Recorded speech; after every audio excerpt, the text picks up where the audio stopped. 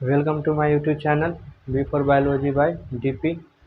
आज हम लोग male reproductive system topic start करेंगे, जो कि रिप्रोडक्शन का एक महत्वपूर्ण टॉपिक है। तो हम लोग स्टार्ट करते हैं मेल रिप्रोडक्टिव सिस्टम। सबसे पहले हम लोग जानेंगे कि मेल रिप्रोडक्टिव सिस्टम क्या है, इसका महत्व क्या है। मेल रिप्रोडक्टिव सिस्टम हमारे शरीर का एक अंग है जहाँ पे स्पर्म का फॉर्मेशन होता है, ठीक। और वो स्पर्म एक महत्वपूर्ण क्रिया में भाग लेती है। तो हम लोग स्टार्ट करते हैं मेल रिप्रोडक्टिव सिस्टम। तो फॉर्मेशन ऑफ जर्म सेल और sperm takes place in testis, ठीक। तो फॉर्मेशन ऑफ जर्म सेल किसको बोलते हैं हम लोग? स्पर्म को बोलते हैं। तो फॉर्मेशन ऑफ जर्म सेल या फिर स्पर्म कहाँ होता है? उसका फॉर्मेशन टेस्टिज में होता है। और टेस्टिज कहाँ लोकेटेड होता है? टेस्टिज लोकेटेड होता है एक मेल रिप्रोडक्टिव सिस्टम में और आउट ऑफ एब्डोमिनल कैविटी में। Testes located outside the abdominal cavity in scrotum. तो हम यहाँ पे एक क्वेश्चन यहाँ पे राइज होती है, जो टेस्टिज जो होती है लोकेटेड होती है एब्डोमिनल में, एब्डोमिनल कैविटी के बाहर इन स्क्रोटम। स्क्रोटम एक प्लेस होता है मेल रिप्रोडक्टिव सिस्टम में, वहाँ पे क्या होता है? टेस्टिज लोकेटेड होता है, ठीक। टेस्टिज लोकेटेड होता है स्क्रोटम में। यहाँ पे क्वेश्चन होगा कि जो टेस्टिज जो है एक शरीर का भाग है, तो वो एब्डोमिनल कैविटी के बाहर क्यों लोकेटेड होता है? एब्डोमेन कैविटी में क्यों नहीं लोकेटेड होता? इसका एक सिंपल सा रीज़न है, टेस्टिज का जो टेम्परेचर, ठीक, और बॉडी का जो टेम्परेचर होता है, दोनों में डिफरेंस होता है, ठीक। टेस्टिज को स्पर्म बनाने के लिए जो टेम्परेचर चाहिए वो बॉडी टेम्परेचर से कम चाहिए, इसीलिए टेस्टिज जो है वो out of abdominal cavity located होता है इन द स्क्रोटम। क्या कंसेप्ट है टेस्टिस को out of abdominal cavity located होने का? यहाँ पे कंसेप्ट ये है कि बॉडी टेम्परेचर से टेस्टिज को कम टेम्परेचर चाहिए ताकि वो स्पर्म का फॉर्मेशन कर सके। अगर टेस्टिज और बॉडी का टेम्परेचर दोनों का टेम्परेचर अगर सेम हो जाए तो स्पर्म वहाँ पे नहीं बन पाएगी, इसीलिए टेस्टिज या फिर स्क्रोटम में जो टेम्परेचर जो होता है वो बॉडी टेम्परेचर से 1 डिग्री या 2 डिग्री सेल्सियस कम होता है, ठीक। उसके बाद role of testosterone hormone. Testosterone hormone हम लोग सभी जानते हैं क्या होता है। टेस्टोस्टेरोन हार्मोन जो होता है एक सिम्पटम होता है प्यूबर्टी का। ये हार्मोन शो करता है कि एक इंसान प्यूबर्टी स्टेज में आ गई है, जिसमें वो मेल रिप्रोडक्टिव सिस्टम में उनका स्पर्म का जो होगा फॉर्मेशन होना, ये सब तो स्टार्ट हुआ ही रहता है, लेकिन कुछ सिम्टम आ जाती है जिससे पता चलता है कि एक इंसान जो है कैपेबल हो जाते हैं एक ऑर्गेनिज्म या एक इंडिविजुअल फॉर्म करने के लिए, ठीक। तो टेस्टोस्टेरोन हार्मोन का क्या चीज़ हमारे शरीर में उपयोग है या रोल है? पहला, जब टेस्टोस्टेरोन हार्मोन एक्टिव हो जाती है प्यूबर्टी स्टेज में आके, तो सबसे पहले हम लोग क्या होता है फेशियल हेयर, हमारे फेस पे क्या हो जाते हैं हेयर आने लगती है, बाल आने लगते हैं, बॉडी में भी हेयर आने लगते हैं, ठीक, जगह जगह पे। और मसल स्ट्रेंथ, हम लोग के शरीर में मसल जो होता है उसका ताकत भी बढ़ जाता है। 18th के एज को हम लोग क्या कहते हैं? प्यूबर्टी एज बोलते हैं।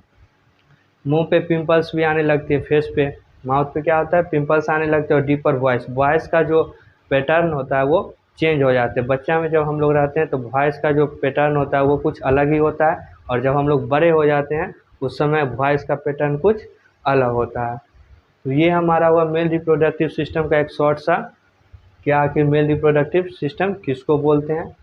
उसके बाद how sperm reach to female germ cell. Female germ cell किसको हम लोग बोलेंगे? फीमेल जर्म सेल हम लोग किसको बोलेंगे? ओवम को बोलेंगे। किसको बोलेंगे? ओवम को बोलेंगे।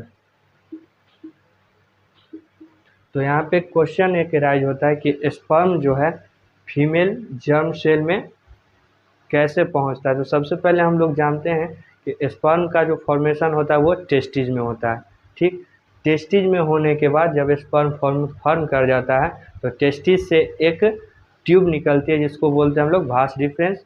भास डिफरेंस में क्या होता है, ये स्पर्म आती है, ठीक। और भास डिफरेंस में आने के बाद जब स्पर्म आगे ट्रेवल करती है तो भास डिफरेंस के ही रास्ते में पाथ में 2 ग्लैंड आती है जिसको हम लोग सेमिनल वेसिकल्स और प्रोस्टेट ग्लैंड बोलते हैं।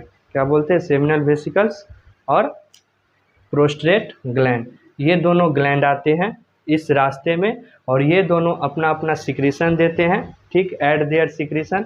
और सिक्रीशन देने के बाद क्या होते हैं, स्पर्म जो होते हैं वो मोटाइल ज़्यादा हो जाते हैं, वो ट्रेवल और भी स्पीड में करने लगते हैं और उनको न्यूट्रिएंट्स मिल जाती है। सेमिनल वेसिकल्स और प्रोस्टेट ग्लैंड के अब जब अपना सिक्रीशन देते हैं उसके बाद क्या होता है, which make easy to travel और प्रोवाइड न्यूट्रिएंट्स, किसको ट्रेवल करने में इजी कर देता है, स्पर्म को, और प्रोवाइड, स्पर्म को क्या चीज़, न्यूट्रिएंट्स मिल जाता है।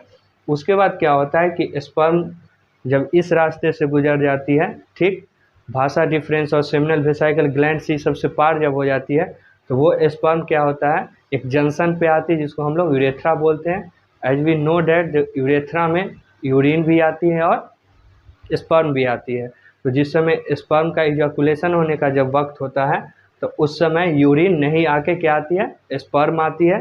और स्पर्म यूरेथ्रा में आने के बाद क्या होता है, भाई पेनिस, ये फीमेल बॉडी ऑर्गेनिज्म में क्या होता है, ट्रांसफ़र, इजैकुलेट हो जाता है, ट्रांसफ़र हो जाता है। तो वही यहाँ पे लिखा हुआ है कि स्पर्म कम्स टू यूरेथ्रा, ठीक, भाषा डिफरेंस होने के बाद, भाषा डिफरेंस क्रॉस करने के बाद वेसिकल, सेमिनल वेसिकल और प्रोस्टेट ग्लैंड ये सब क्रॉस करने के बाद स्पर्म एक जंक्शन पे आती है जिसको हम लोग क्या बोलते हैं, यूरेथ्रा बोलते हैं, ठीक। और यूरेथ्रा से भाई penis sperm ejaculate to female body, और यहाँ से क्या होता है, स्पर्म जो होता है वो फीमेल बॉडी में इजैकुलेट कर दिया जाता है। तो ये हमारा पैसेज होता है कि स्पर्म जो होता है फॉर्मेशन से लेके और फीमेल बॉडी तक कैसे कैसे ट्रांसफ़र होते हैं। उसके बाद स्पर्म में हम कुछ जान लेते हैं कि स्पर्म आखिर क्या होता है। स्पर्म जो होता है एक सेल होता है जो कि जेनेटिक मटेरियल कैरी करता है, वो जाके क्या होता है, ओवम में फ्यूज करता है, ठीक। तो स्पर्म क्या होता है, एक सेल होता है जो कि क्या कंसिस्ट करता है, एक जेनेटिक मटेरियल कंसिस्ट करता है, ठीक। और वो जाके कहाँ फ्यूज होता है, ओवम से फ्यूज होता है। उसके बाद स्पर्म जो होती है ये एक तरह का, मान लीजिए कि रफली एक स्पर्म होता है और इसके पीछे क्या होता है, इसका टेल होता है, ठीक।